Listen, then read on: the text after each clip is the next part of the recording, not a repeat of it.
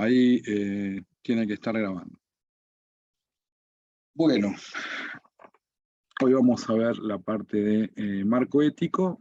Ya habíamos visto la primera parte de esta presentación, que tiene que estar grabada en un video anterior.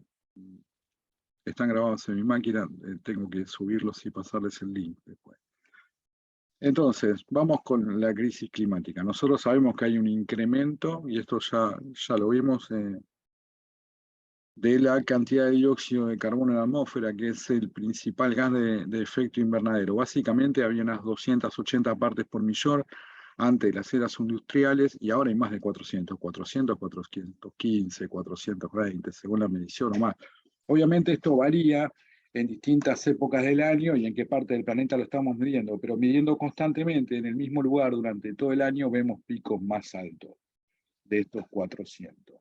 Y se supone que hemos hecho acuerdos internacionales como para poder bajar esto a 350 partes por millón. Pero bueno, nosotros ya lo vimos anteriormente, lejos de reducir todo esto, lo que hacemos es aumentarlo paulatinamente, en 2%, 2 partes por millón, 2,3, 2,4, 2,1, un poco menos de 2, según de donde lo miras sin pandemia, pero se incrementa todo el tiempo. Se incrementa. Bien.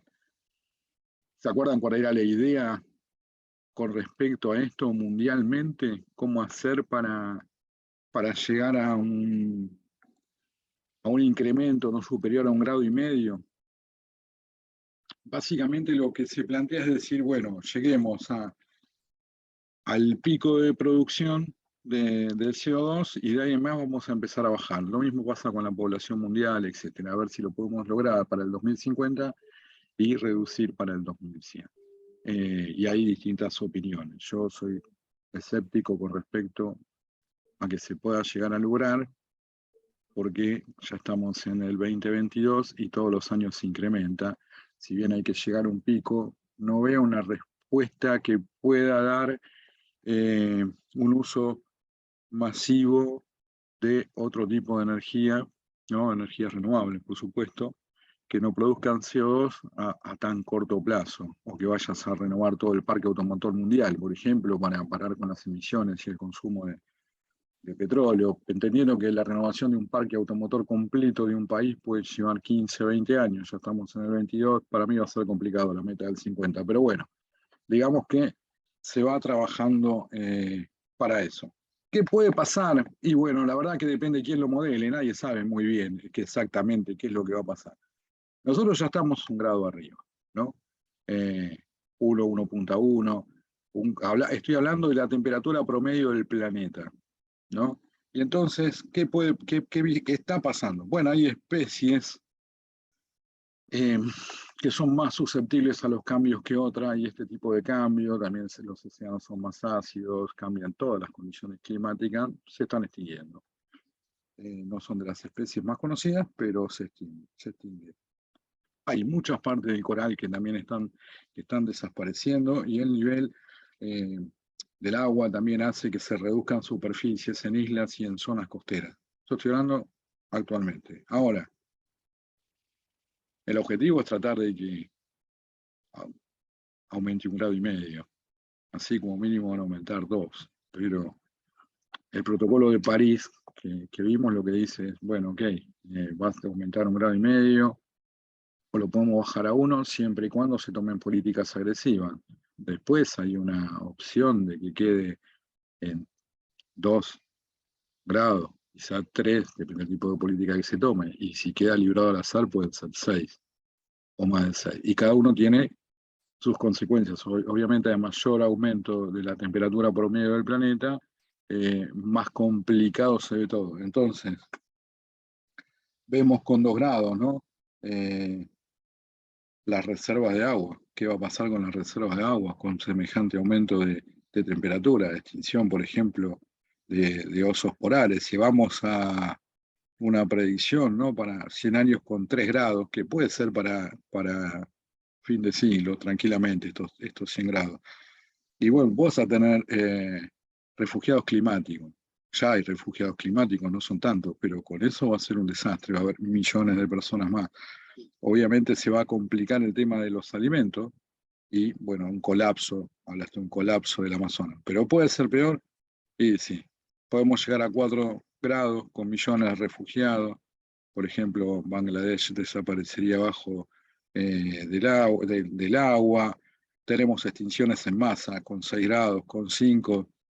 La Tierra podría volver no sé, 50 millones de años atrás, tsunamis, bueno, depende del modelaje que se haga. Digamos que todo es complicadísimo. ¿Qué va a pasar en un esquema de esto con la parte económica? Si hay mundialmente hambre porque da poca agua y otros recursos, bueno, indefectiblemente se prevé conflicto, guerra, hambruna, plagas, bueno, guerras nucleares, espero que no. Bueno, y si está bueno, todo es catastrófico, ¿no? Desaparecerían islas, bueno, polos, etcétera. Bien, entonces, se supone que si seguimos por donde vamos, vamos a llegar a puntos críticos que van a ser irreversibles. Nosotros tenemos la mayor parte de la energía mundial se sigue produciendo por combustibles fósiles. Entonces vamos a necesitar sí o sí de hacer un cambio que vaya directamente a lo que es las renovables, sobre todo cambiar el concepto socioeconómico, que es lo que vamos a ver hoy, ¿no? Porque nosotros tenemos que hacer distintos tipos de respuestas porque no hay una sola solución a todo esto, hay distintas miradas y esto se va a ir incrementando en la medida que se vaya tomando conciencia que nosotros en nuestra vida diaria estamos cambiando en función de lo que es la cuarta revolución industrial. Lo quieras creer, no lo quieras creer, hay gente que dice que sí, gente que dice que no, ahora vamos a ver distintos aspectos, pero esto va cambiando, indefectiblemente va cambiando, y va a cambiar. El tema en esta oportunidad nosotros podemos ir viendo el cambio y podemos ir viendo para dónde va, y eventualmente cada uno en su posición podría ir haciendo algo para poder modificarlo. Ahora, antes de que siga, que vamos a empezar ya con determinados tipos de preguntas, exposiciones y debate. A ver, somos pocos. ¿Alguna pregunta, alguna inquietud que tenga cada uno con respecto a esto? No sé si se entiende bien la pregunta, ¿a qué va el debate, no?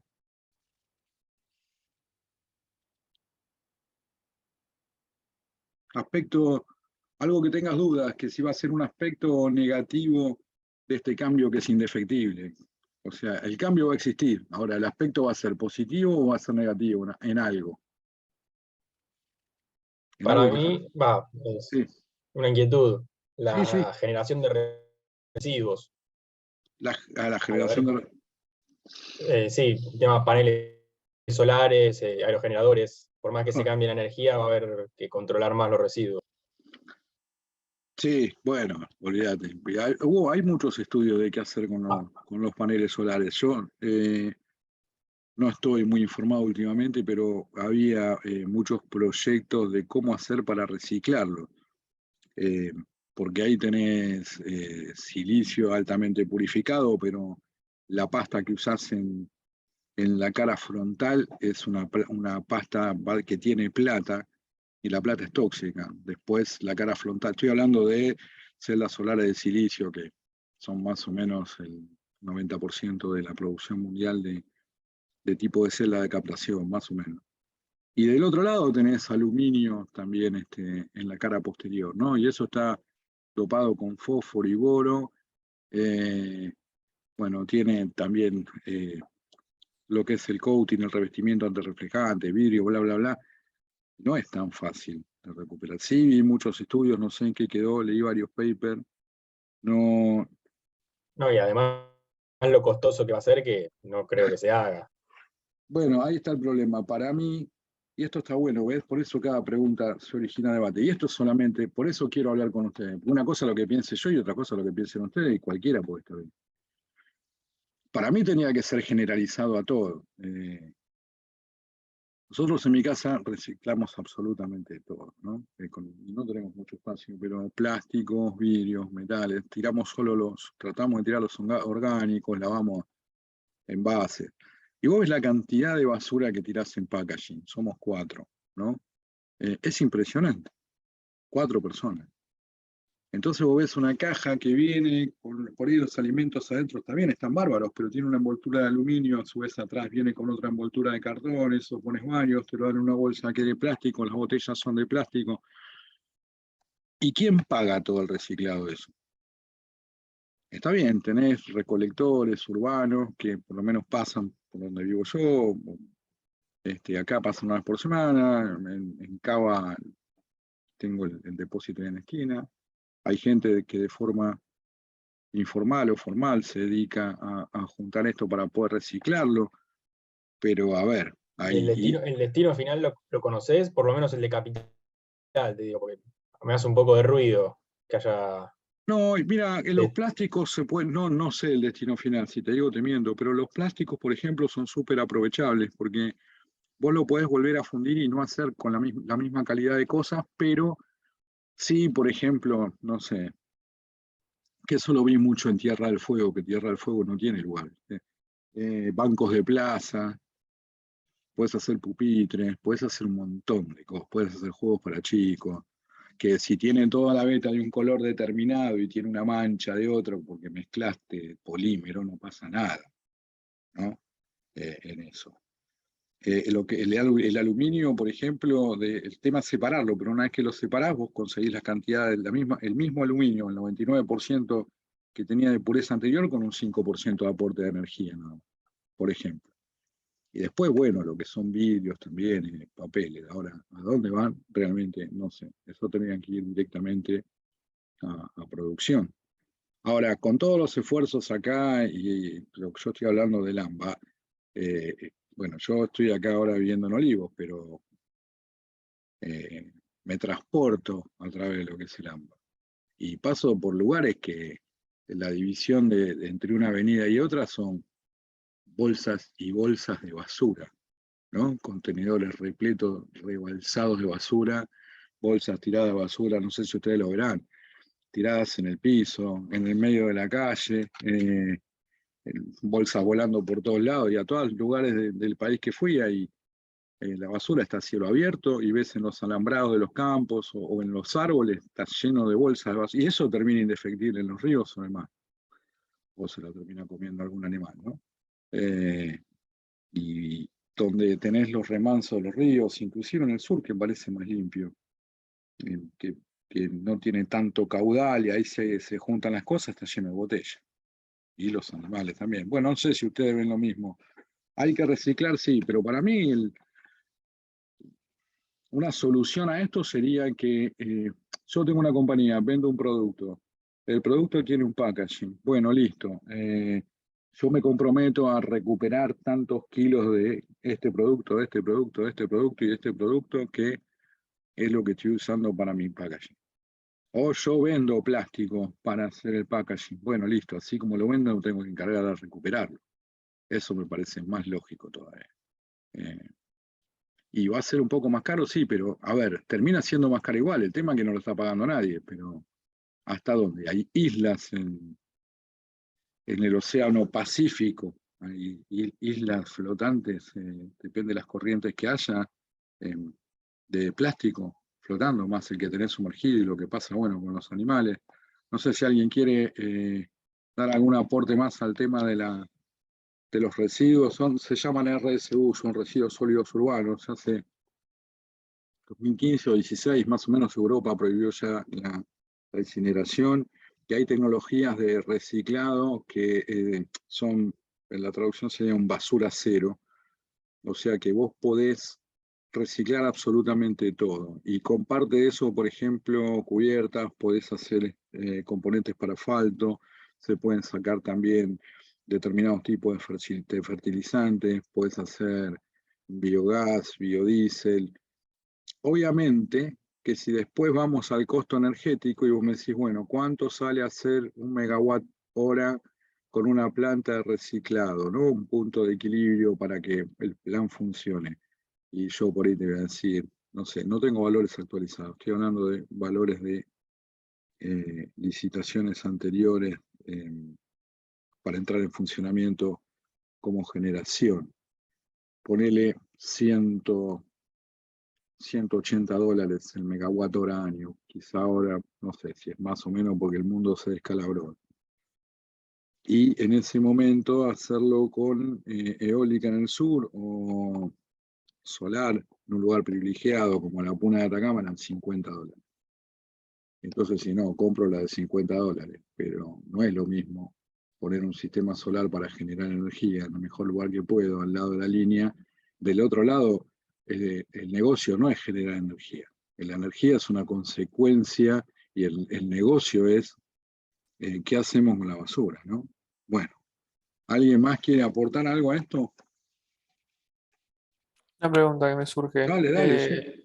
Con, con esto que mencionaba de los europeos con un plan de control de residuos y regular las pérdidas de plástico, bueno, gestionar los residuos sólidos urbanos, ¿cómo andan? Yo tengo, haciendo un paralelismo, no recuerdo que Alemania iba a tener energía limpia para, no sé si para el 30, creo, y estaban ahí medio que iban y venían, que no sabían de dónde sacarle, qué sé yo, y me surge la duda de o sea, cómo les va en la práctica más allá del discurso. Y la otra duda que me surgía es si les va moderadamente bien, cómo hacen, porque en mi imaginación lo que hace falta es un marco legal regulatorio sólido y bien implementado, que yo acá en Capital veo que levantan residuos y me imagino que mal que mal algún lugar van a parar, pero me cuesta mucho Espero creer que que no los procesen lo mezclen. que juntan. Espero que no los mezclen. Yo te pido eso porque la desilusión sería muy grande, porque cuando hablamos de los planes de implementación de residuos urbanos, de RCU, mira, yo generalmente voy a hablar por energía, ¿no? Y he tenido la oportunidad, sobre todo hasta antes de la pandemia, de poder viajar por muchas provincias y hablar, no sé, con gente, con secretarios de energía, ya sean provinciales o de ciudades medianamente grandes. Todo el mundo está interesado en los residuos sólidos urbanos.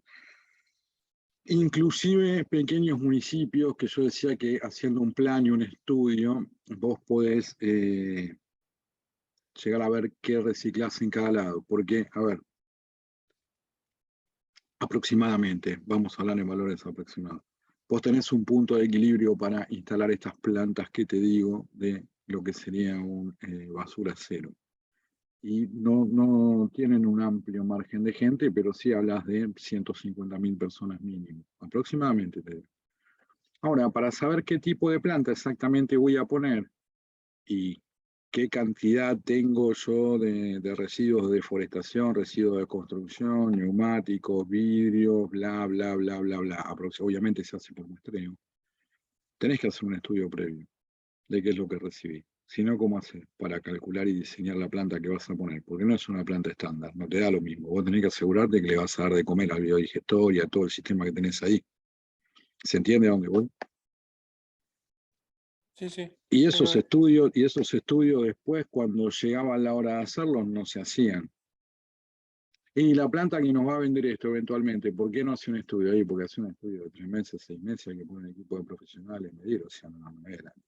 Sí, lo que te hacen las compañías que te vendían esto es una financiación, porque la ONU, el BID y bla, bla, bla, te financian todo. Lo que pasa es que, bueno, nosotros, al llegar a un determinado valor de riesgo país, se complica todo el sistema de crédito, digamos que no tenemos alta confiabilidad mundial en pagar. Puntualmente, sí, en el marco regulatorio lo demás no existe. No existe. ¿Cómo han hecho los países para enfrentar esto? Bueno, primero una campaña de conciencia. Ah, iba acá lo de Argentina. ¿Cómo hacer para que funcione? En San José, Entre Ríos, hizo una prueba piloto. Me acuerdo el nombre, ahora que si va a ver esto, que me disculpe, yo con los nombres soy malísimo. Creo que era Elías, se llamaba, no me acuerdo el apellido.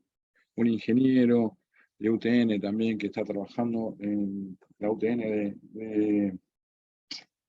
de Concepción del Uruguay.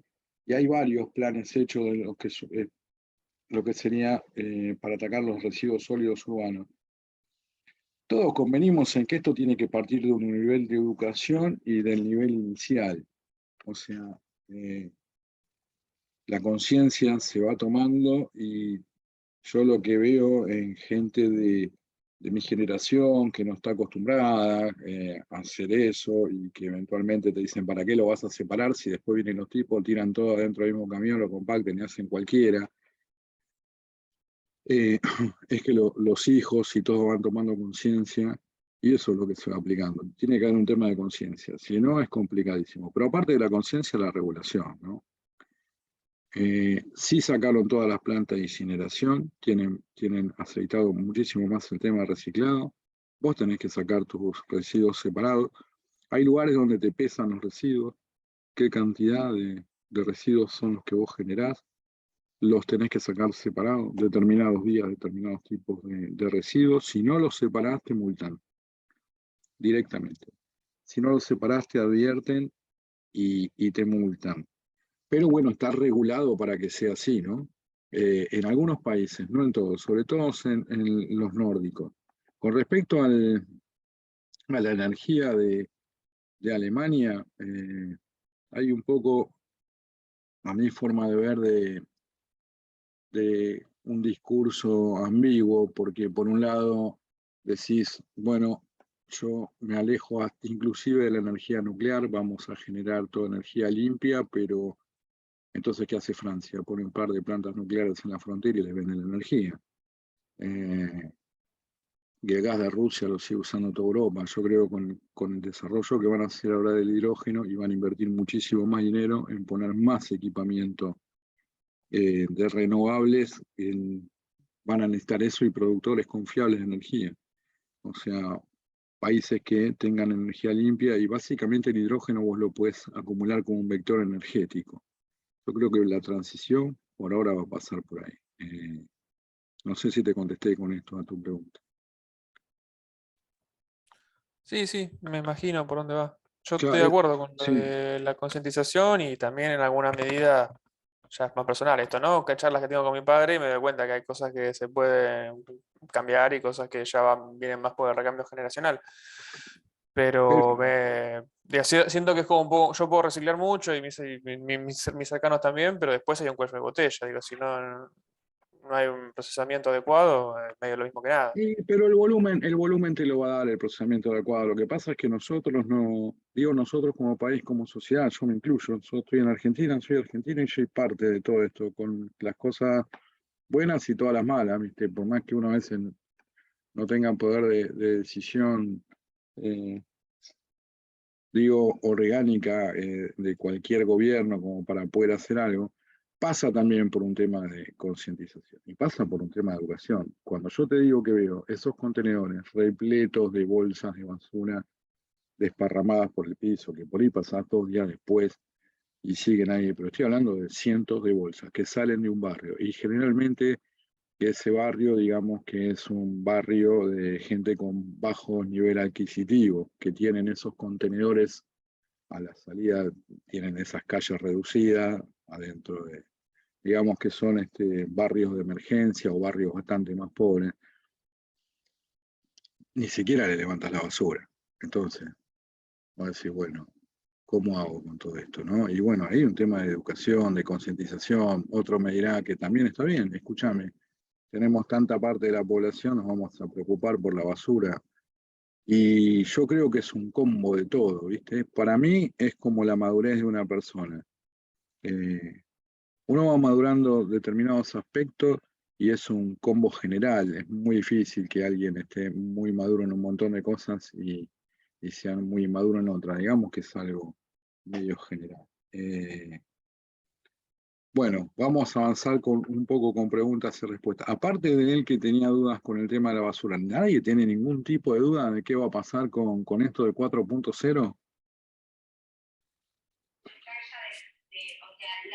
Y me imagino que con la industria 4.0 seguramente la basura se va a poder ir seleccionar mejor para reciclar. Sí, por ahí la planta de reciclado vas a tener no sé cuántos robots que te lean automáticamente todo, que segreguen, que separen, que no trabajen 24 horas por día y salga todo mucho mejor. Bien, pero yo hablo de otros aspectos, porque yo no me metí con el tema de la basura, ¿eh? Nuestro muchacho que con los residuos sólidos Sí. urbanos, me planteó ese tema, pero ¿ningún otro aspecto les preocupa? ¿El laboral, por ejemplo? Y sí, ahora Tesla está haciendo un robot para hacer las tareas repetitivas aburridas que atenta contra, no sé, contra los cajeros, contra todos los operarios logísticos, con el muchacho que mete una pieza en una máquina y lo único que hace es apretar un botón. Bueno, Eh, olvídate. Eso Eso no va a va a desaparecer. existir más.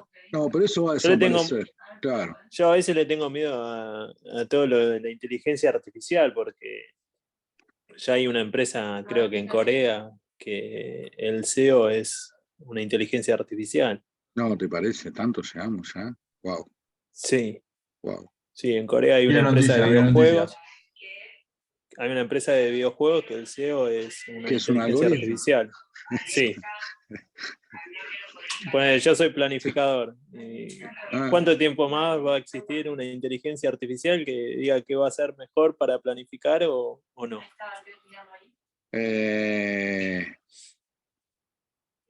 no mucho. Y por No te, eso, no te digo, vas a jubilar de planificador. seguramente que no, pero me preocupa para, Claro, no sé, bueno, los pero próximos 20, ahí 30 está. años, Claro, ¿qué va a pasar? claro, la dibujo, planifico o me voy abriendo hacia otro. ¿Qué capacidad y cómo me inserto en el mercado laboral?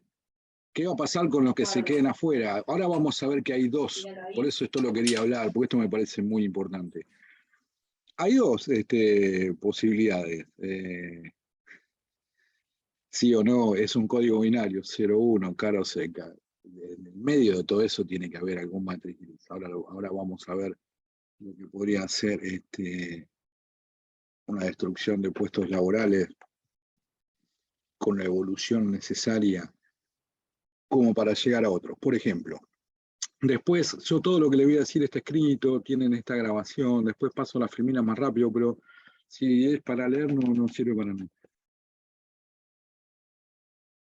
Por la década del 80 en Estados Unidos empezaron a aparecer los cajeros automáticos. ¿Qué pasó?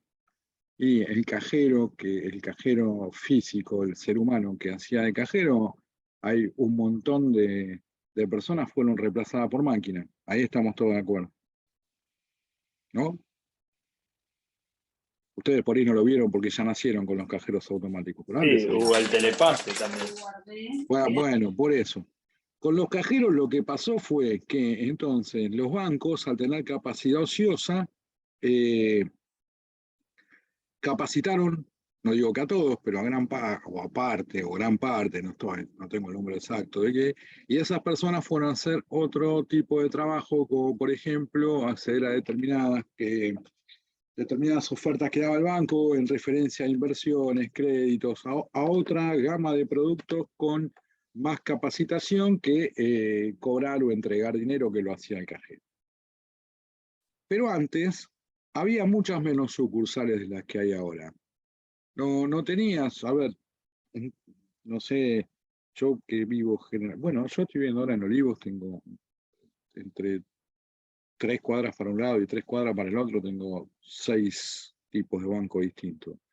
Y después vivo en Devoto, y sí, tengo que hacer 4 cuadras, 4 o 5 cuadras, y ahí tengo todos los bancos que quiero, todos los bancos que quiero.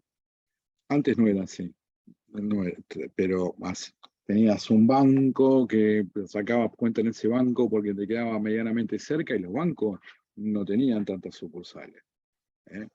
Yo vivía en Colegiales, cerca de Cabildo de la Croce, tenía uno sobre la Croce, pero después tenía que ir más para el lado de Cabildo y Juramento, pasando Pacífico del otro lado. Y no te estoy hablando sí, hace un montón de años, 30. ¿Qué pasó con los cajeros? Abrir las sucursales fue cada vez más rentable. ¿Por qué? Porque económicamente salía menos. Vos tenés un expendedor de dinero que va y viene todo el día, que es automático, tenés menos personal, las operaciones de caja se fueron suprimiendo muchísimo. Yo he ido a pocas sucursales que haya 2 personas en la caja, salvo que vayas, bueno, si vas a la casa central, que está en microcentro, generalmente hay más, pero no hay mucha más gente. No sé si a ustedes más o menos les pasa lo mismo. Y en ese caso se crearon muchos más puestos de trabajo de los que se perdían, en ese caso. Bueno, vamos a ver algunas cosas. Es lógico que todo el mundo tenga resistencia al cambio. ¿Por qué? Y porque nosotros no sabemos muy bien qué es lo que va a pasar y hay un grado importante de las personas que no quiere salir de su zona de confort, ¿no? Y muchos piensan que va a ir bien y muchos piensan que va a ir mal. Nadie tiene realmente una respuesta. Yo creo que del seguimiento de este tipo de fenómenos y sobre todo cómo se utilice la tecnología. Ahí está el problema. Cómo se va a utilizar y cuál va a ser el sentido que se le va a dar a todo esto. Porque no sabía lo que me decía vos, que en Corea había un CEO de algoritmo, ¿no? Qué feo, ¿no? Debe ser de llegar a una reunión y hacer de casi un algoritmo. Me parece. Pero bueno, no sé, tal vez una Sí, compañía de después juegos. busco bien la nota y la mando al grupo, pero Dale, la leí sí. el otro día en internet. No, no, yo no digo que sea un fake news, digo que me imagino a mí entrando a alguna reunión de directorio y que el número uno sea, no sé, un monitor, ¿viste? No sé, me estoy imaginando cosas de serie, ¿viste? Debe ser feo, me parece a mí, no sé, bueno, yo por ahí porque tengo otra generación, no soy de la generación digital, ¿no? Yo no puedo evitar pensar en Matrix. Lo digo, es medio ridículo, pero me pasa, en serio. No, nos van a terminar conectando como una pila, ¿no? Y en algún punto, qué sé yo, también me parece demasiado cínico creer que va a terminar así. Eh, Pero sí hay que tener un poco de criterio en Yo la creo que utilización de la tecnología. el tema es si manda el algoritmo, ¿no? Porque en algún momento la máquina va a tener que decidir quién se vive o quién se muere. Eso lo íbamos a ver más adelante, pero lo empiezo a adelantar ahora. Coches autónomos, ¿no? Vos decís, bueno, listo, la verdad que están avanzadísimo el tema del manejo autónomo. El problema son muchas de las reglamentaciones.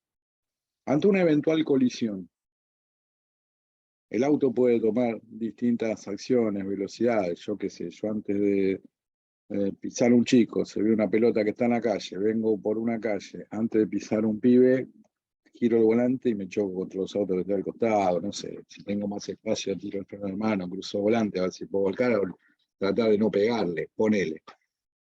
Pero esa decisión la tomo yo. Ahora, la máquina, ¿qué va a decidir ante dos personas iguales? ¿Salvarme la vida a mí que estoy adentro o salvarle la vida al que está afuera? Y eso depende del código que le ponga, el algoritmo que tenga. Dice que acá me está diciendo que alguien quiere cerrar ¿cómo se llama? La grabación. Bueno, no sé. Bien, ¿qué va a elegir? Evidentemente la colisión está, puede ser a la derecha o a la izquierda. ¿Qué va a elegir? ¿Un grupo de chicos o un grupo de ancianos? ¿Y quién lo va a decir? ¿Quién pone ese algoritmo? Y eso va a pasar. Bueno, a mí me da un poco de miedo darle determinado tipo de libertad a una máquina que tenga que pensar qué es lo mejor para el conjunto. Y si vamos a lo que es mejor para el planeta y la cantidad de especies que hay en el planeta y cómo se desarrolla en armonía una vida en el planeta, si le das prioridad a eso, me parece que nosotros tenemos pocas oportunidades. Más si nos seguimos portando así. Y hay que ver éticamente cómo se usa. Cuando se empezó a hablar de la energía nuclear era como una fuente de energía y lo primero que hicimos fue Hiroshima y Nagasaki, ¿no? Bueno, espero que no termine así, ¿eh? Yo no lo voy a ver, pero espero que no termine así, sería demasiado. Yo creo que le vamos a dar la vuelta y en algún momento vamos a estar en armonía con el planeta. No hay otra para mí. Por más que digas que vas a conseguir otros planetas, pero que vamos a ir dando vueltas por el universo, llegando a un planeta, agotándole los recursos, matamos a todas las especies, nos matamos entre nosotros y buscamos otro planeta, o sea, como una manga de langostas, ¿no? Me parece a mí. Bueno, bien, vamos a avanzar un poco con esto, no sé qué me está preguntando la máquina acá. Entonces, bueno, y después obviamente va a haber gente que va a estar muy a favor, diciendo que está todo bien, y gente que está muy en contra, que va a decir que está todo mal. Ahora, generalmente nosotros tenemos más capacidad de asimilar información negativa que positiva.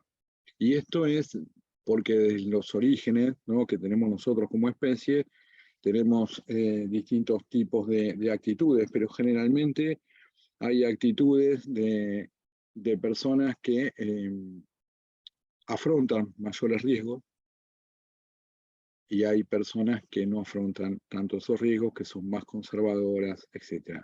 Hay un ejemplo del tema de la supervivencia, ¿no? Y quienes sobrevivían. Y los que eran más conservadores tenían más precauciones, se manejaban con más letargo, que tenían más posibilidades de vivir que los que no, por ejemplo, ante el ataque de algún animal, ¿no? Correr y hacerse el muerto, o enfrentarlo y puede ganar, puede perder. Cada uno tiene su forma de ser. Pero entonces, el tema de asimilación de información negativa es lo que nos ha preservado, y digamos que los que quedamos en el planeta descendemos de la gente en mayor medida, ¿no? Hay de todo, descendemos de la gente que ha tomado acciones más conservadoras. Entonces, hay que poner una balanza cuáles son los riesgos, ¿no? Potenciales de asimilación de información pesimista que nos va a llevar a nosotros a manejarnos con mayor resguardo de cómo son los cambios, sin irnos al extremo de la negación, porque, a ver, cuando recién hablábamos de determinados trabajos que van a desaparecer, van a desaparecer. Yo estoy completamente convencido que ese tipo de trabajo va a desaparecer. En mayor o menor medida en los países que no son países desarrollados como el nuestro, sí, seguramente, es un tema de tiempo, pero se va a incrementar, y se va a incrementar muchísimo, porque no vas a poder ser competitivo. Entonces, dentro del debate general y de posturas abiertas, y esto va a terminar siendo mundial, hay que ver dentro de ese debate, para mi forma de ver, un seguimiento concreto de para dónde vamos, y no todos los aspectos son positivos, obviamente hay aspectos negativos, y el tema también es poder paliar estos aspectos negativos. Por ejemplo, a ver, si hablamos de tema de puestos de trabajo, hablamos de determinado tipo de industria también, hablamos del vehículo eléctrico, ok, tiene una evolución muy grande el vehículo eléctrico, tenemos baterías ion litio, vamos a desarrollar baterías que puedan entregar mayor cantidad de energía con menos pesos y otros componentes, que se puedan reciclar con mayor vida útil y mucho más barata. Está bien, pero también hay un desarrollo impresionante de lo que es el hidrógeno, se podrán hacer celdas P, bla, bla, bla. Ahora, si vamos a la diferencia de un vehículo a combustión, que ya sabemos que no lo vamos a hacer más, digamos el mismo tipo de vehículo con un vehículo eléctrico. Y esto es aproximado, obviamente, el vehículo eléctrico por ahí tiene 500 piezas y el vehículo a combustión tradicional tiene 1500. Bien, ¿y eso de dónde sale? Y nosotros tenemos operaciones de forjado, taladrado, fresado, torneado, no sé, todo lo que se le ocurra a ustedes, granallado, soldadura. Hay un montón de piezas que no se van a hacer más. Entonces, no solamente no vas a utilizar todas las industrias que generan esa materia prima, si tampoco te va a quedar parte de la industria metalmecánica ociosa. ¿Y eso a qué va a afectar? ¿A un montón de puestos de trabajo? Sí, está bien, pero a todos los fabricantes de máquinas también, a todos los fabricantes de herramientas de corte. Bueno, ese tipo de cosas, por ejemplo, hay que ponerlas en una balanza. ¿Por qué? Y para tratar de buscar un equilibrio dentro de todo esto. Después, si se va a lograr o no, me parece que ya hay un tema de responsabilidad ciudadana, de ver hacia dónde vamos y de tener modelos a seguir que representen el pensamiento de la mayor parte de la sociedad. Y después, bueno, podemos pensar también en determinados tipos de preparación que tenga y de información que tenga quien va a ir a votar. Está el tema del voto digital, ¿no? Como para poder elegir autoridades. ¿Qué opinan de eso?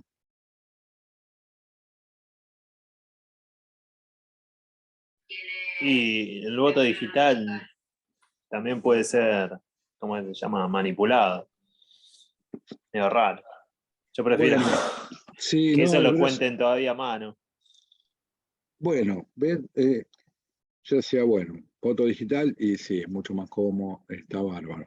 Pero pasó con la que está escrito acá, después lo paso cuando llegue, lo puse ahí. En la elección, en la última elección de Estados Unidos, que cuando empiezan a surgir las dudas con las denuncias, ¿se acuerda que hubo denuncias de fraude, que sí, que no?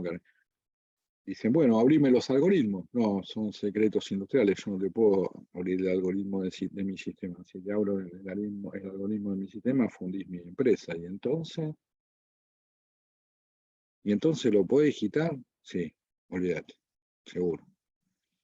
Y ahí ya si lo puedes digitar, ya sea para un lado o para el otro, no sé, o si hay 4 tipos de posturas mundiales, generalmente se polariza. A mí me entran ciertas dudas, ¿no? Porque si esas dudas entran en países desarrollados que tienen las cosas más controladas, nosotros tenemos ejemplos claros de que no puede ser así directamente. Bueno, y ahí está, por eso yo quería el debate. Entonces, ¿va a haber gente que va a estar a favor? Sí. ¿Va a haber gente que va a estar en contra? Sí, también. ¿Va a haber una profunda reconversión del trabajo? Sí, se van a perder muchos puestos de trabajo, pero va a haber que hay una tendencia también a pensar que se puede evolucionar con otro tipo de puestos de trabajo más preparados.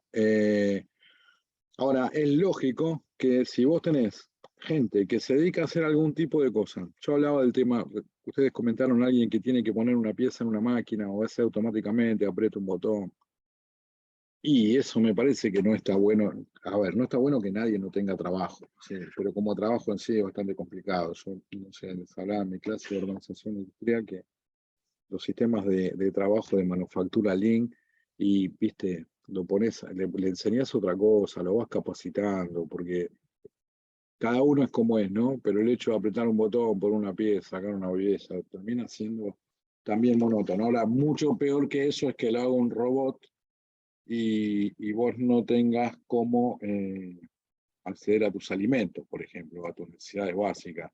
A eso puede ser complicado. Es lógico que los grupos de personas que tengan un trabajo y una afinidad común hacia algo y viendo esto amenazado, bueno, obviamente se quejen. Entonces, se quejen con distintos tipos se quejen con distintos tipos de manifestaciones que pueden llegar a ser. Pero más allá de estos sectores, de gente que se puede agrupar en esa posición de vulnerabilidad, el tema son con los sectores reales de poder, los que te pueden mover la balanza para un lado o para otro.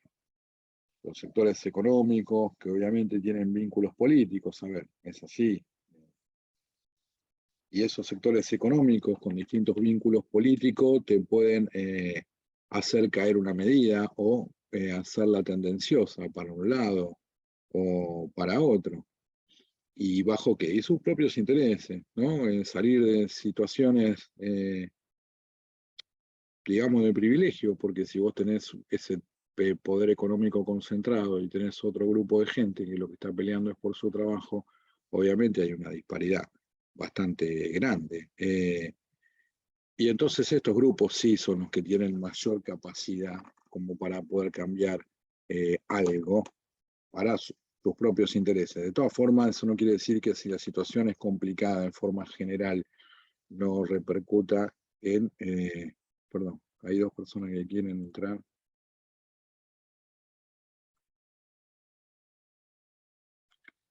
Bien.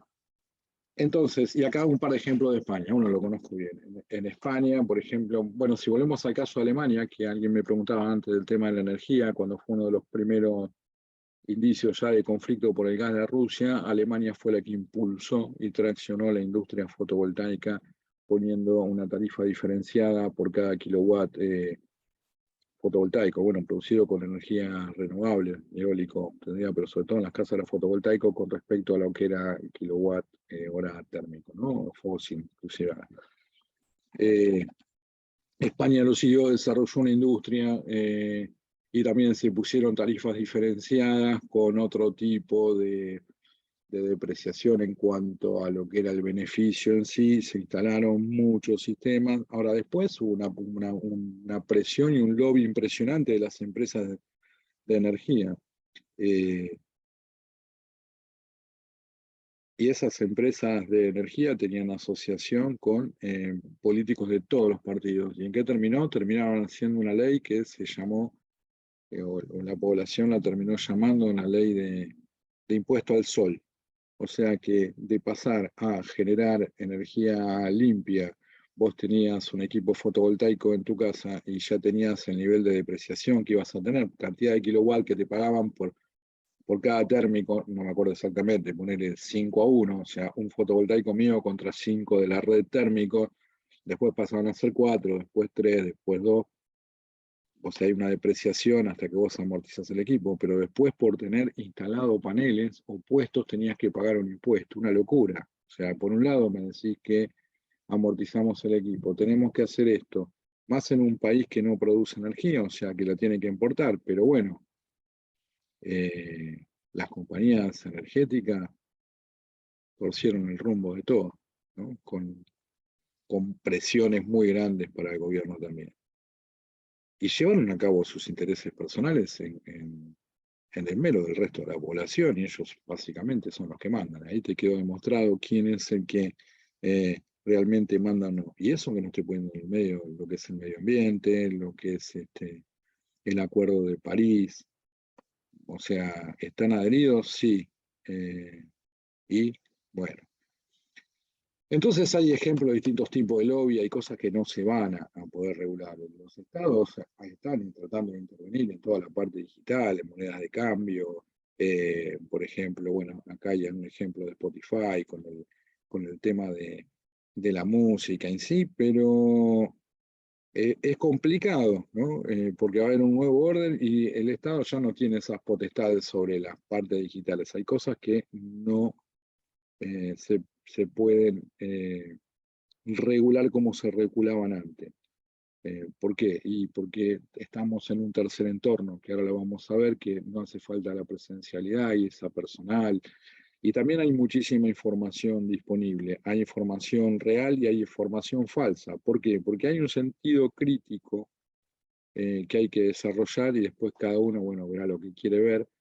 Pero digamos que el acceso a la información también, y globalizada como está, puede hacer ciudadanos con un sentido crítico que le exijan a sus gobernantes, a la gente que votaron con el que sea, que gane y que gobierne, que le exijan que cumpla lo que ha tenido en su plataforma para lo que fue votado. Acuérdense que cuando vimos el tema de Smart City, estamos hablando de ciudades inteligentes, que viene todo de la mano, es todo el mismo movimiento. Hay una parte que es fundamental, que es la gobernanza participativa. O sea, la participación nuestra tiene que ser activa en todas las decisiones, como para que sepan que podemos ir para un lado o para otro, pero si vamos para otro lado, se los hacemos saber y lo tienen que cambiar rápido. ¿Y a qué voy con esto? Bueno, este no es un ejemplo, después lo voy a dar, no era del todo feo. Bien. Bueno, perdón. Entonces, ¿es posible que parte de la población quede afuera de esto? Y yo creo que sí, ¿o no? No todo el mundo tiene la capacidad de poder asimilar, no tiene ni la formación, quizás no tampoco la economía, ni la capacidad de asimilar una transformación acelerada que los deposite en un lugar donde sea probable que puedan desarrollar sus actividades como se venían desarrollando en puestos que no van a existir más, porque cuando hablamos como me dio el ejemplo uno de ustedes recién, cuando hablamos del ejemplo de una persona que básicamente hace un trabajo automático, monótono, con respecto a una máquina encargada, todos sabemos que un robot puede hacer eso. Eso va a seguir siendo así. ¿Qué tipo de preparación tenías para hacer eso? Y muy inferior a la que vas a necesitar. Y esto, ¿cómo va a surgir? Y de a poco nos va afectando todo y nos va cambiando la vida. Nosotros todo el tiempo tenemos aplicaciones y vamos haciendo cosas distintas. Hasta hace, no sé, 5 años no era tan común tener aplicaciones bancarias y que tengas toda la información de básicamente todo en tu teléfono, ¿no? Que puedas hacer cualquier cosa con el teléfono y de forma bastante segura. Y así va cambiando todo el tiempo, ¿no? Los sistemas de navegación, bueno. Entonces, todos estamos preparados y no sé. ¿Qué capacidades hay que tener? Bueno, básicamente todo este modelo va a pugnar por gente con conocimiento y con creatividad. Si no, no va a funcionar. Las empresas van a necesitar de gente con creatividad. Entonces, el talento, ideas y esas capacidades cada vez se van imponiendo más en lo que es una sociedad digital. A mí me ha pasado cuando empecé a trabajar hace muchos años, creo que mi segundo, ya hacía unos años que trabajaba, tener varias ideas de cómo cambiar una línea de producción que teníamos. Yo venía de hacer de una fábrica que había estado 5 años haciendo otras cosas, pero estas, si bien eran distintas, con la concepción de cómo armar sistemas de estandarización, de fabricación, bla, bla, bla. Lo había propuesto y después, bueno, 2 meses después se implementó justo cuando que era mi jefe no estaba de vacaciones y me vinieron a mí a proponerme mi propia idea como idea de otra persona. ¿Y a qué voy con todo esto? La información no estaba tan digitalizada como ahora, porque esto no podría haber pasado si hubiésemos tenido todos acceso a determinado nivel y a determinada información y toda la empresa hubiese estado interconectada, donde uno podía aportar esta idea sin que alguien se las apropie, por ejemplo. Y entonces el aporte de ideas estaba, pero si la organización no te daba la posibilidad de poder hablar, expresar, de aportarla, era muy complicado obtenerla. Ahora se hace y hay muchas empresas que lo hacen, sobre todo con lo que es el tema de la manufactura lean, que habla de que uno de los desperdicios más grandes que podemos tener en una organización es no poder contar con la capacidad completa de todo el personal, ¿no? Más allá del puesto que ocupa. Entonces, las economías, las empresas, la competitividad de todos los sistemas, no va a ser solamente decir, bueno, esto es un tema de bajar costos de producción, porque si vos no tenés una masa crítica que pueda llegar a tener creatividad como para el lanzamiento de nuevos productos, modificar otros, estar a la vanguardia de la parte de digitalización, saber qué quieren nuestros clientes, cómo lo podemos lograr, qué profesionales necesitamos. Bueno, la creatividad junto con la capacitación va a ser algo que sea un bien de las compañías que va a ser fundamental dentro de las empresas. Me quedé con lo del CEO de Corea, ¿Cómo innova? Porque nosotros podemos innovar y tenemos creatividad creatividad. Si tienen un CEO,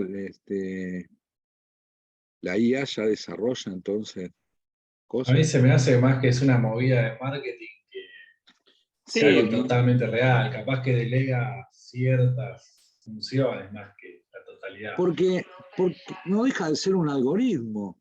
Es 0-1. Está bien que no es tan así, ¿no? Ahora deciden. Pero ¿cómo se te ocurren cosas nuevas si alguien no las escribió antes? Yo creo que va a llegar, lo que espero no. Y es Yo creo que que inevitablemente el algoritmo está programado por alguien, quieras o no. O sea, es justamente eso, una delegación quizás de una función que pueda llegar a ser repetitiva, o quizás también hay cierta, sí, hay cierto rango de aleatoriedad, capaz, pero que también está programado, así que vos le podés decir, inevitablemente... mira, lo ideal es 50 de algo. Si está en 40, podés hacer esto, esto, esto. Si las condiciones del entorno son estas, y podés ir a ponerle un control de velocidad. Si las condiciones del entorno son estas, proximidad, iluminación, poné todas las variables que quieras. Podés ir a 100, acá podés ir a 90, 80, y acá decidí. Y entre ciertas cosas puedes decidir, pero los parámetros se los pones vos. Ahora, si tiene, el tema es la innovación. Bueno, ahora vamos a leer algo que se supone que nosotros tenemos creatividad, pero hay ciertos vaticinios de que en poco tiempo puede haber máquinas que sean más inteligentes que nosotros. Entonces, siempre hubo una lucha y una pugna por determinados tipos de talento, eso se paga bien en las compañías, o podés tener tus propios emprendimientos, pero cada vez va a ser más grande. ¿Por qué? Porque directamente los países y todas las economías de cada región van a necesitar seguir teniendo su participación económica global. Y ya no pasa solamente por los productos que vos tengas, ni por el costo. Necesitas gente que esté preparada y que sea creativa. Y estuvimos viendo nosotros distintos tipos de escenarios donde los países desarrollados tienden a bajar su población activa porque tienen más gente con una expectativa de vida más grande, y entonces básicamente la masa crítica de población que tienen generándole riqueza no es la suficiente para mantener todo. Y entonces son países desarrollados, ricos, que hacen, que importan gente altamente capacitada, por ejemplo. Entonces, hay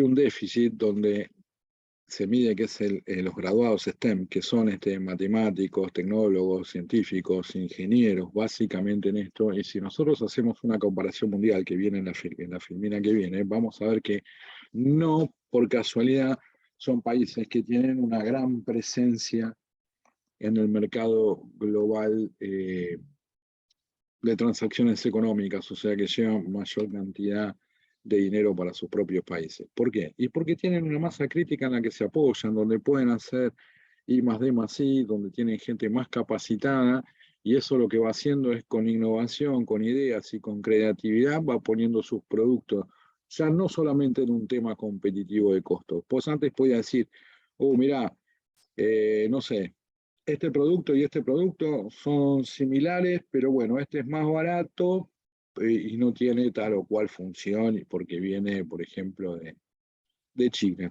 ¿no? ¿Cuántas veces hemos dicho, no, las herramientas? Bueno, ustedes por ahí no tanto, pero las herramientas chinas se doblan, y es verdad. He comprado una partida de herramientas, pero estamos hablando de 90 y algo, ¿no? Que comparado con las herramientas que tenían japonesas o las alemanas, las Waco, no resistían lo mismo. 5 años después salían la mitad y ya resistían lo mismo. No es que fue siempre así. Bueno, entonces, todas estas habilidades, ¿no? de científicos, ingenieros, matemáticos, obviamente vamos a necesitar gente también que tenga ciencias humanas, porque esto no depende solamente de nosotros que somos tecnólogos. Los que están en mejor condiciones, obviamente, son siempre los países desarrollados, porque aparte van a tener la posibilidad de elegir o de dejar entrar dentro de la gente que quiera emigrar a esos países, personas con determinado nivel académico, que cuando vamos a una pugna de ideas y de optimización de un producto en una globalización, por ahí la idea que estamos teniendo, supongamos que estamos haciendo algo nosotros todos juntos ahora, que podemos tener este entorno de trabajo tranquilamente, y por ahí nuestra competencia está en la India, en un grupo de gente que está en la India con determinado tipo de formación en la India, ¿no? Por decir algo. O sea que si las empresas primero por un lado las empresas, después las economías regionales y después los estados no entienden esto, se va a complicar. Se va a complicar porque no vas a tener forma de poner tus productos en el mercado mundial. Y entonces, si vas a hacer otro tipo de productos y en otro lado, se va a agudizar el tema laboral. Volviendo al tema laboral, hoy he escuchado una nota, no sé si están así o no, porque bueno, yo soy bastante crítico de lo que escucho y después trato de buscar si está fundamentado o no, pero me pareció lógico y venía manejando, no he buscado, lo escuché en la tarde, que había una persona afectada a lo que es haberes previsionales, etcétera, etcétera, y decía que de cada 10 personas que llegan con la edad jubilatoria necesaria y los aportes, la cantidad de años de aporte que cumple todos los requisitos, 2 de cada 10 se jubilan y 8 no quieren. Eso es Argentina hoy. ¿Por qué? Y porque en muchos casos lo que termina pasando cuando se jubilan es que cae su poder adquisitivo a niveles que no quieren vivir así. Entonces, si no les queda otra, se jubilan y entran en un mercado informal. Si se jubilan, pasan a vivir con muchísimo menor dinero del que estaban, pero no es menos, con mucho, porque todos los años, si podemos ver, no sé, los últimos, para no focalizar el ojo en algo muy específico, 25 años para atrás, o 30 años para atrás, o 40 años para atrás, van a ver que los niveles de economía, de un poder adquisitivo real baja en las jubilaciones y se licúa mucho más en procesos inflacionarios. ¿Qué pasa? Sí, bueno, la gente tiene una previsión de vida mayor y no es como antes, que a los 65 años, digamos que ya estabas en una edad que ibas a vivir 10, 15 más como mucho, ahora hay gente que vive más, y llegas en otras condiciones físicas. Algunos llegan, otros no llegan en determinadas condiciones físicas. Decís, bueno, ok, entonces, una es decir, ampliemos la edad jubilatoria y entonces tenemos más gente trabajando, ¿no? Y eso nos va a retroalimentar las cajas jubilatorias. Bien. Eso depende de eso, del punto de vista que tenga cada uno y la mirada que tiene cada uno, ¿no? Decís, bueno, yo qué sé. En mi caso, yo tengo aportes formales de los 18 años, 18 y medio. Sí, a los 65 años voy a tener 44 en el aporte, una cosa así. Sino que me voy a jubilar a los 75, con 50 y pico de años aportando para que jubilen. Bueno, eso por un lado, cada uno sabrá qué quiere hacer el resto de su vida. Pero por otro lado, si nosotros seguimos trabajando muchísimo más tiempo y estamos en un lugar donde no se crean muchas fuentes de empleo, porque no tenemos una economía sólida con un poder adquisitivo, un PBI que nos permita, por lo menos, poder sostener determinadas industrias con el consumo propio o tener algo muy desarrollado que podamos exportar, donde se van a crear los puestos de trabajo para que empiecen a trabajar las personas que son jóvenes, ¿de dónde van a salir? Y si encima tengo una masa crítica de gente que va a extender su periodo laboral, bueno, ahí hay un problema, me parece. Yo a veces escucho libremente, aumentemos la edad de jubilación, y digo, bueno, está bien, depende para quién, hay gente que decide jubilarse, gente que no, estaría bueno que sea optativo, pero y cómo regulás el resto, ¿no? Porque también hay otra consecuencia. Así es, bueno, por acá cierra, bárbaro. Vos no podés jubilar y tener un trabajo formal, y te tuviste que jubilar igual, sí, bárbaro. Vas a trabajar a la economía informal. Y estamos más o menos en la misma. Peor porque encima no pagás impuestos y ya teniendo determinados ingresos podés trabajar quizá por menor dinero, que es a lo que le van a pagar después. Bien, entonces, mientras parte del mundo más desarrollado necesita gente activa altamente capacitada, hay otra parte del mundo que produce gente activa altamente capacitada, pero que tiene capacidad ociosa para poder, o sea, no tiene la capacidad para poder emplearlo, ¿no? Entonces, vos tenés gente que se capacitó, que estudiaron y no tienen trabajo. O lo que pasa es que cuando hay un cuando hay un puesto para 10, ¿qué pasa con el salario? Baja. Olvídate, si lo regula el mercado, no te lo van a bajar más de determinados niveles, porque bueno, no, porque está reglamentado, pero sí, claro. Y entonces vos decís, bueno, estudié todo esto y cómo vivo.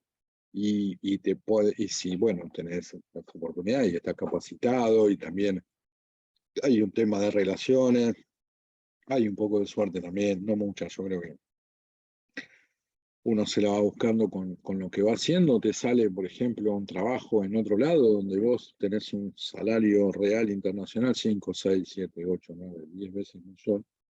Y no es solamente eso, es que estás en un lugar donde funciona absolutamente todo, porque estás en un país desarrollado. No digo que sea perfecto ni que sea la panacea, porque en ningún lugar es así, pero digamos que tienen cosas más resueltas que los países que estamos en vía de desarrollo. Y bueno, no sé, por lo menos a mí particularmente me pasa que a veces tengo que desarrollar o determinados tipos de trabajo y armar equipos y me cuesta un montón poder conseguir determinados tipos de profesionales, ¿no? Que no tengan una relación directa con, o sea, que no estén incorporados dentro del staff de determinada empresa para poder desarrollar algo, porque la verdad es que muchos de los que tenía, de las personas que a mi forma de ver, algunos muy jóvenes, que han sido alumnos míos, que a mi forma de ver tenían una capacidad intelectual mediana a alta, no están, y trabajan perfectamente en otro lado, se ubican rápidamente, obviamente extrañan, pero después se van a casar con alguien de ahí, van a tener hijos y se va a licuar y vendrán de vacaciones a ver a los que quieran que lo pueden hacer, pero bueno, eso es algo que nos pasa a nosotros y a otros países, que podemos preparar muchísima gente, pero lo que no tenemos es empresas para poder emplearlos. Entonces, acá se plantea también una paradoja, ¿no?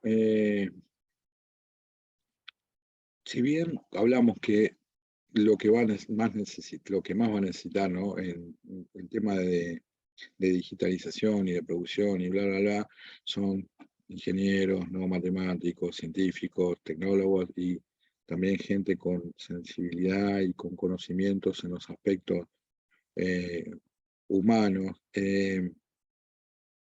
También se nos va a plantear bueno, qué cantidad de ingenieros queremos y en qué especialización. ¿Qué es lo que necesitamos? ¿Qué vamos a hacer nosotros? ¿Dónde nos vamos a parar? ¿A qué nos vamos a dedicar? ¿Qué vamos a hacer absolutamente todos nosotros o nos vamos a dedicar a hacer específicamente determinadas cosas muy bien, que tengamos una globalización competitiva o un complemento interbloque por ahí de países que tienen una posición por separado más débil con respecto a, o sea, hacer una especie de mercado común?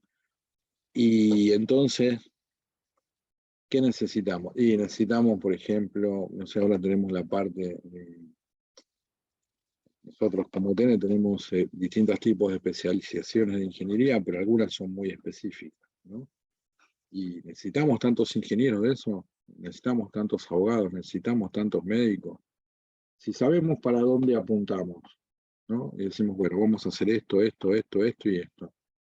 Como país estoy hablando, supongamos que alguna vez nos vamos a poner de acuerdo en avanzar y entre todos decimos, bueno, nos vamos a dedicar a hacer, no sé, litio, esto, aviones, barcos de pesca, naves intergalácticas vamos a hacer. Bueno, sabemos lo que nosotros necesitamos para hacer eso y ahora podríamos partir de un orden de decir, bueno, necesitamos este tipo de profesionales con este tipo de perfil, formémoslo en tal cantidad. Pero eso también atentaría, o sea, vos decís, bueno, así como lo estoy planteando, decís, es completamente lógico, cierra, lo tengo que hacer. Bien, y si querés estudiar otra cosa, ¿por qué te tienen que imponer qué querés estudiar? Sin embargo, el conjunto Y de la ahí sociedad... podrías fomentar más cierta rama, más que obligar a que el 50% de los egresados sean ingenieros mecánicos. Sí puede fomentar a que vayan para ese lado. Cambiaríamos el mundo sin lugar a dudas. Totalmente, totalmente. Sobre todo los otros de... Escuchame, ¿quién no vio Iron Man? No es mecánico, ¿viste? Olvídate, olvídate, le gusta y sí, si no lo cambias así. Bien, entonces, esto es una chanza para queda grabado para todos mis colegas ingenieros y de otras especialidades. Pero los mecánicos somos humildes y los mejores. Bueno, entonces, acá hay otra Profe, paradoja. Sí, profe, faltan ahí en la diapo, ¿qué cosa? los mecánicos. Y puse ingenieros en común. No puedo. Están los informáticos, telecomunicaciones. Sí, pero dicen, sí, bueno, sí. Está bien. Automatización, diseño. En España se llaman teleco, los ingenieros en telecomunicaciones. Y los he visto, por ejemplo, trabajando conmigo fabricando celdas, ¿no? En solares. Física cuántica, los tipos bien, bien preparados, pero de muchos conceptos de mecánica, nosotros tenemos una muy buena formación. Quizá no sea lo ágil y lo rápida que debería ser, pero tenemos muy buena formación en nuestra universidad, con todas las deficiencias que tenemos, con todos los problemas que tenemos y con todo lo que tenemos que mejorar. Así todo tenemos una muy buena formación. Pero también es real que si estamos en un país donde por determinada circunstancia, no quiero entrar en esa, nuestros recursos son muy escasos, porque si vamos a los recursos reales, o por lo menos lo que se emplean, también tener una disposición de un montón de dinero para fabricar, entre comillas, profesionales altamente calificados y no usarlo y exportar, ni siquiera exportarlo. Esa gente obviamente tiene la vida es una sola, de vivir mucho mejor, pero ¿y qué te quedó? No, de todo eso. Obviamente esto, yo defiendo la educación pública a fondo, no estoy hablando de ninguna boludez como arancelar la educación para que yo no sería ingeniero, se los habré dicho 20 veces si no hubiese sido por una universidad pública que me dio la oportunidad de trabajar todo el día y estudiar de grande, que en otros lugares no se puede. Pero también es real que formamos un montón de gente que no son argentinos, que vienen a estudiar y bueno, yo creo que tiene que haber un ida y vuelta, no puede ser, yo entiendo a ver, la necesidad de cada una de las personas, ¿no? De tener libertad para estudiar y bla, bla, bla, pero como decís vos, fomentaría otras cosas.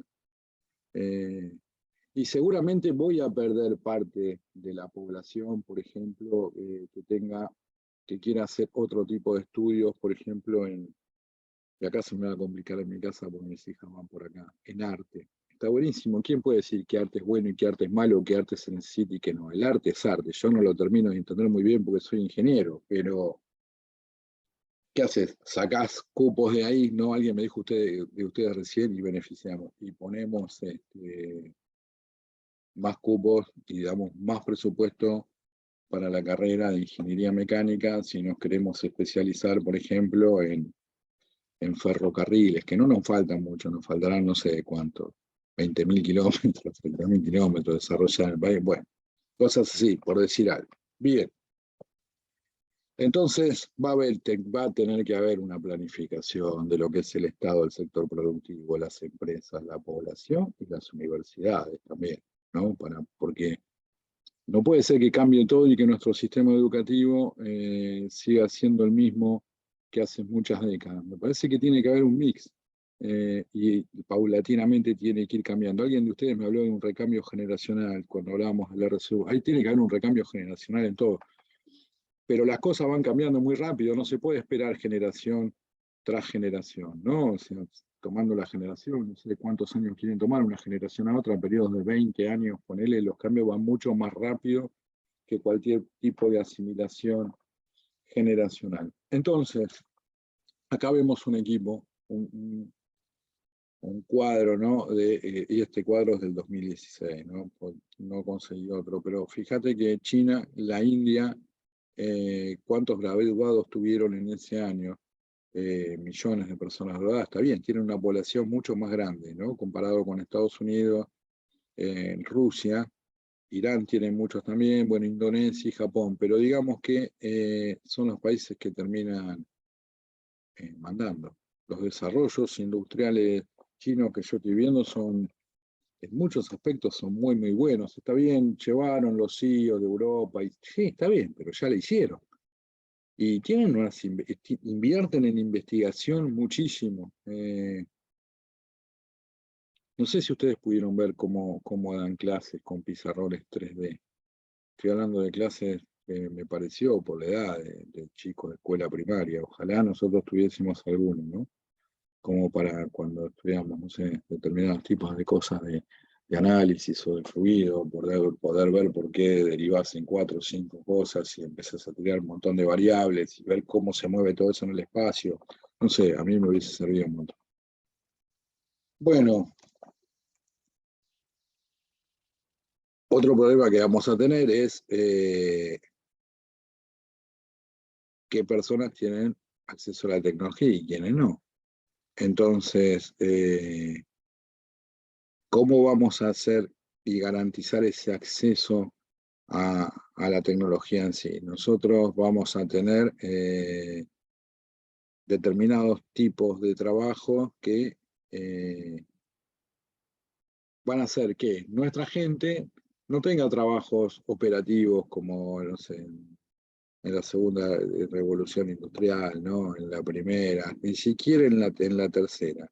Entonces, hay factores que son intrínsecos, que van mucho más allá del salario en sí para poder captar trabajadores con esos niveles de creatividad, etcétera, ¿no? Se va a cambiar la filosofía de las empresas y la forma de comportarse frente al trabajo. Por ejemplo, en mi generación, la generación de mis padres, ¿no? Mis padres, mis tíos, bla, bla, bla, generalmente entraban a trabajar en un lugar y se jubilaban ahí. Por ahí le pasaba a ustedes con sus abuelos. No sé si han escuchado que trabajó 30 años acá, 40 años allá. Y eso ya no me pasó a mí. Yo ya vi después cómo, por lo menos en mi familia, cómo fue evolucionando cada una de las personas que yo conocía, uno que trabajó 30 años acá, otro acá, otro acá, otro allá, y bueno, decidí ir por otro lado.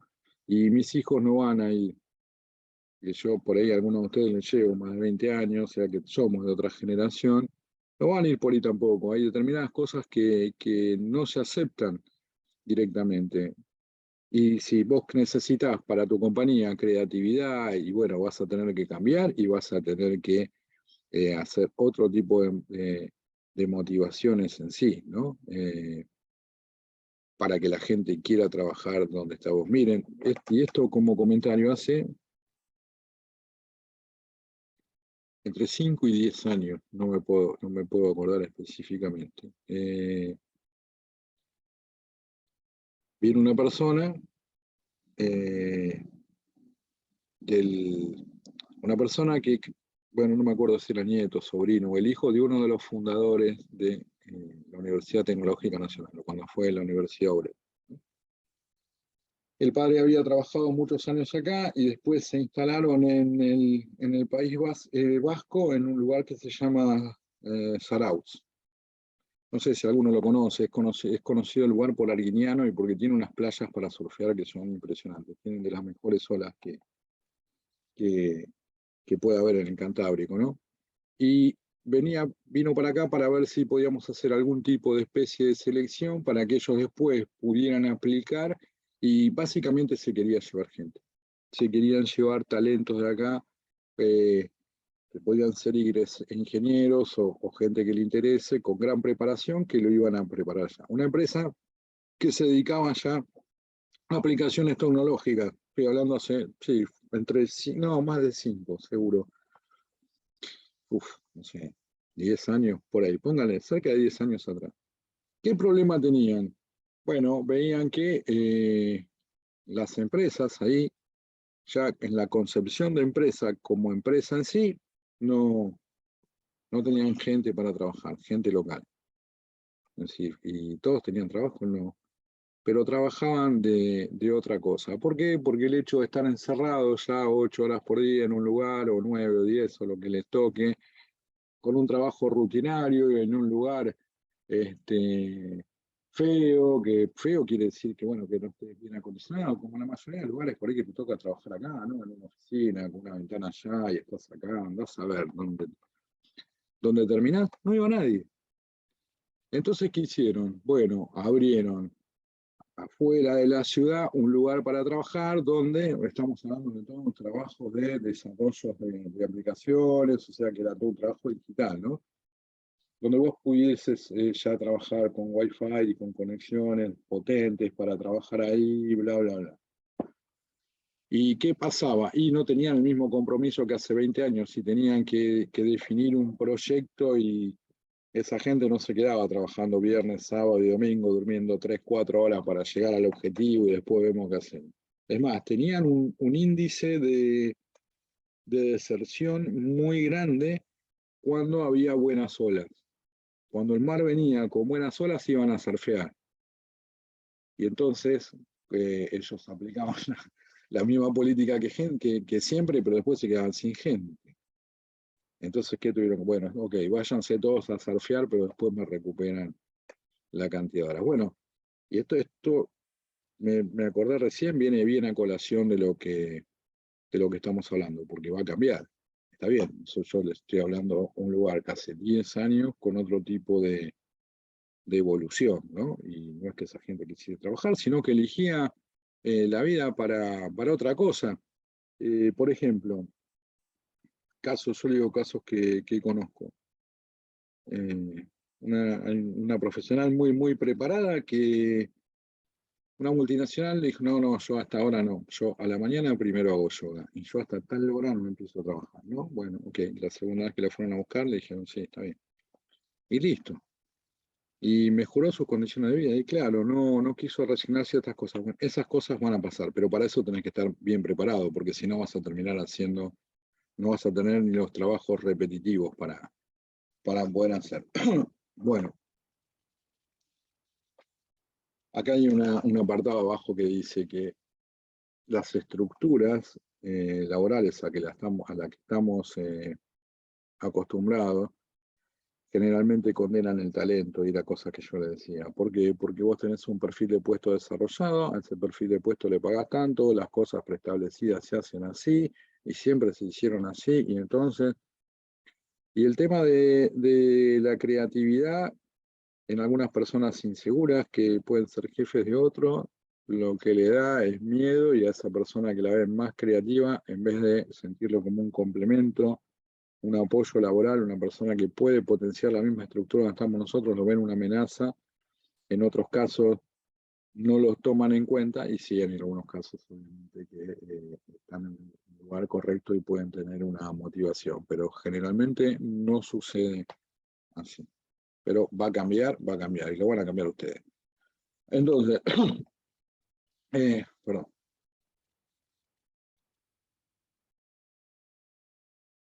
Vamos a evolucionar seguramente tecnológicamente, y esto va a redundar en otros beneficios. Ahora, vamos a hablar un poco de lo que es el tercer entorno. ¿A qué llamamos tercer entorno? Bueno, algo que ya se está aplicando y que lo vemos con esta revolución industrial. Porque, ¿cuáles serían los otros dos? Decís, bueno, evolutivamente nosotros, el primer entorno, ¿cuál era? Y nosotros éramos cazadores, agricultores, y nos fuimos ubicando en pequeñas comunidades, limitado con la cantidad de energía que teníamos para poder desarrollarnos. Entonces, en armonía generalmente entre el campo y la naturaleza, con determinadas ciudades, pero no muy grandes, bien, nos manteníamos ahí. Ahora después, con la máquina de vapor y la primera revolución industrial, y la segunda también, empezó una migración desde todo el entorno de lo que era el campo y más la naturaleza hacia las ciudades, para poder trabajar en estas fábricas que requerían mayor mano de obra etc. Pero mientras existía ese segundo entorno en las ciudades también, existía el primer entorno, que era el productor de alimentos, que se veía en el campo, etc. Y eran entornos, digamos, físicos, pero hay un entorno que no es físico, porque nosotros, muchísimas de las cosas que hacemos ahora las hacemos en forma virtual. Ya, esta conversación que estamos teniendo, estamos dando clases en forma virtual. Esto se podría haber hecho hace mucho tiempo, está bien, se potenció con la pandemia, no nos podíamos juntar, alguna forma de comunicación tenía que ver, pero bueno, hay muchas cosas que llegaron para quedarse, no digo todas, pero cambió muchísimo. Yo creo que las relaciones interpersonales, el hecho de verte con otra persona, uno siente determinadas cosas, no sé, de piel, pero en realidad, bueno, puede ser determinados químicos, cómo se mueve el otro, qué expresa, qué dice. Eso la pantalla lo restringe y hace que no haya tanta afinidad o rechazo con otra persona. No, para mí no genera la misma empatía.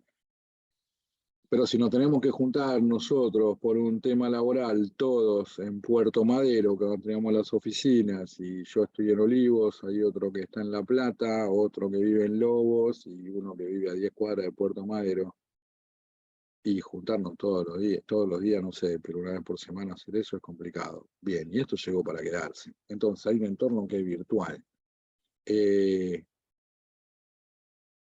¿Y en dónde quedan los otros entornos que son físicos? Y quedan muy atrás, porque ahora hacemos todo virtualmente. Y entonces ese tercer entorno lo tenemos completamente incorporado. Ahora,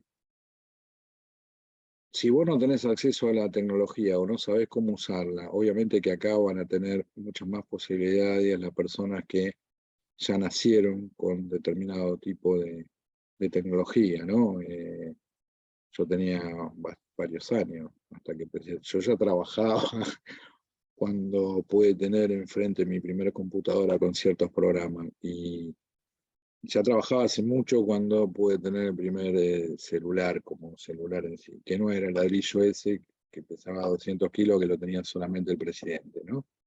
Y entonces hay mucha gente de mi generación, los que son mayores más, que digamos que no tienen la misma facilidad para poder incorporar avances tecnológicos y nos cuesta un poco más. Ahora, eso es innato de cada uno. Si uno le pone énfasis, ímpetu, tesón y algo más, vos podés suplir todo eso tranquilamente. Pero si no, bueno, se va a complicar. Y el tema es que vos podés llegar a mucha gente que no tenga ese acceso, que no haya tenido acceso a un conocimiento formal, que le reste muchísimas posibilidades. Y entonces, guarda, si vos como eso dejás parte de la sociedad fuera de todo esto, obviamente va a ser un problema, porque esa gente, ¿cómo va a ser para poder incorporarse a una sociedad en un sistema que cada vez requiere de mayores habilidades? Y ahí viene un problema grande, porque si vos ya sabés que tenés parte de la sociedad que va a quedar afuera, no digo que ahora toda la sociedad esté incluida, porque vemos que mundialmente no sucede esto, pero esto lo puede llegar a agravar, puede llegar a mejorar cuando dijimos y se van a abrir más fábricas donde va a haber más producción, etcétera, etcétera. Sí, está bien. Pero y con los que van quedando afuera, ¿cómo haces? Y entonces, ¿qué hacen los países cuando parte de su población se queda afuera?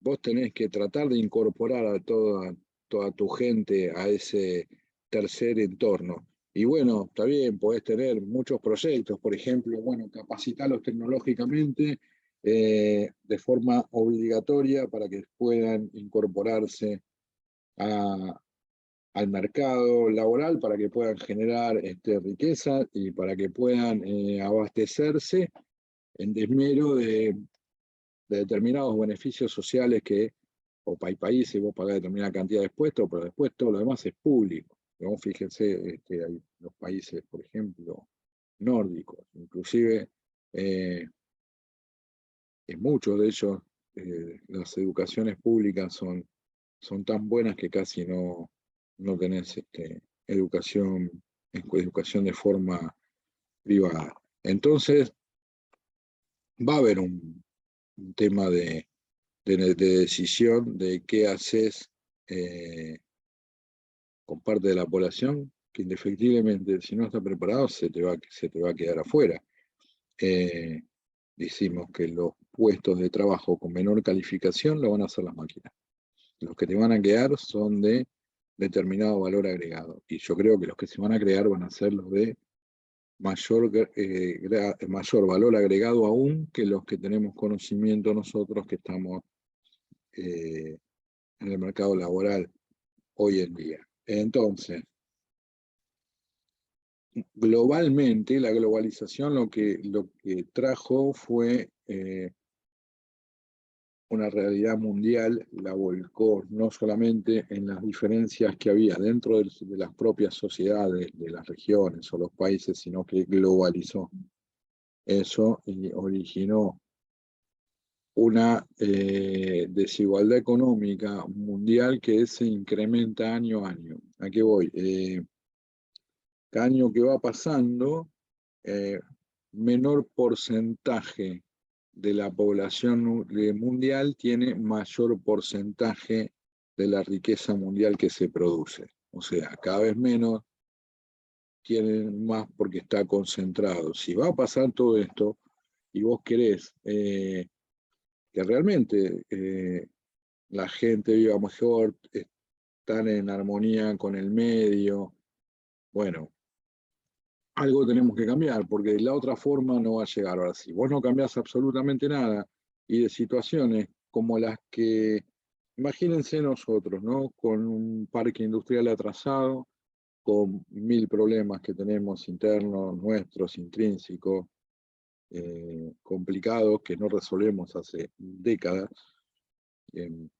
con una tasa de desempleo que podría mejorar y con, no sé, un porcentaje muy grande de empleo informal, con gran parte de la población bajo la línea de pobreza o cerca de la línea de pobreza. Si a eso le agregás la pérdida de, no sé, acá, por decir un número, no sé si va a ser así o no, 1 millón de puestos de trabajo. Y entonces es toda una rueda. No se paga impuestos, no tenés cargas sociales de esa gente, tenés que asistirlo de alguna forma para que coman o no, y depende de que asistas o que no. Digamos que hay una gran posibilidad de llegar a una conflictividad social muy importante. Bien, entonces, características que tiene este tercer entorno. Bueno, los otros entornos son físicos, este no, es un entorno virtual. Bien. La presencia física y la distancia no son ningún tipo de impedimento, ¿no? De hecho, no sé si estarán, no sé si siguieron en la materia porque les gustó o por ahí no, pero había algunos alumnos de Bariloche, hay alumnos de otras regionales, por ejemplo, haciendo esto. Estaría bueno poder ver ofertas, por ejemplo, que no me pasaba a mí cuando estudié, de materias selectivas que hay en otro lado. Por ahí a mí me interesa desarrollar algo con una materia electiva que hay en otro lado, y hay determinados tipos de regionales que no tienen 10 millones de personas que viven alrededor, tomando lo que es Capital y AMBA como nuestra regional, ¿no? Que bueno, también la más grande, la primera, la que más población tiene. Acá tenés muchos más profesionales para elegir, entonces tenés más diversidad de temas que se pueden abarcar. Quizá una regional que está en una ciudad que tiene 400.000 personas, no es lo mismo que Buenos Aires, que tenés 4 millones, más el AMBA, como mínimo son 10. Entonces vos podés elegir y tener acceso a una educación más personalizada con este tipo de entornos digitales en sí. Así que vos podés hacer de todo, básicamente, sin estar presencialmente.